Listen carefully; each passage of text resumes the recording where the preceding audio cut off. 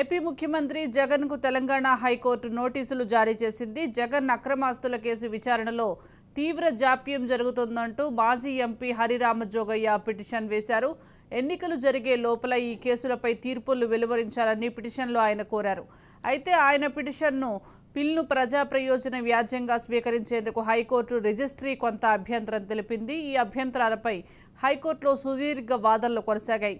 Justice Alok Aradhe, justice N V Shravan Kumar పిటిషన్ను విచారించారు. వాదనల అనంతరం పిటిషన్ను పిల్గా మార్చేందుకు హైకోర్టు ధర్మాసనం అంగీకరించింది. పిల్గా మార్చాలని రిజిస్ట్రీని ఆదేశించింది.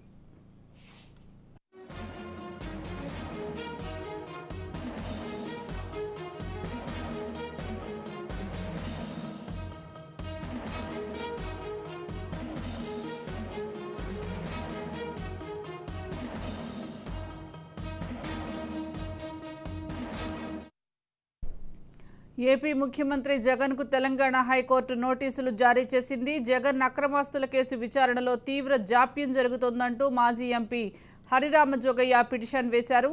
ఎన్నికలు జరిగే లోపల ఈ కేసులపై తీర్పులు వెలువరించాలని పిటిషన్లో ఆయన కోరారు. అయితే ఆయన పిటిషన్ను పిల్ను ప్రజా ప్రయోజన వ్యాజ్యంగా స్వీకరించేందుకు హైకోర్టు రిజిస్ట్రీ కొంత అభ్యంతరం తెలిపింది. ఈ అభ్యంతరాలపై హైకోర్టులో సుదీర్ఘ వాదనలు కొనసాగాయి. Justice Alok Aradhe, justice N V Shravan Kumar పిటిషన్ను విచారించారు. వాదనల అనంతరం పిటిషన్ను పిల్గా మార్చేందుకు హైకోర్టు ధర్మాసనం అంగీకరించింది. పిల్గా మార్చాలని రిజిస్ట్రీని ఆదేశించింది.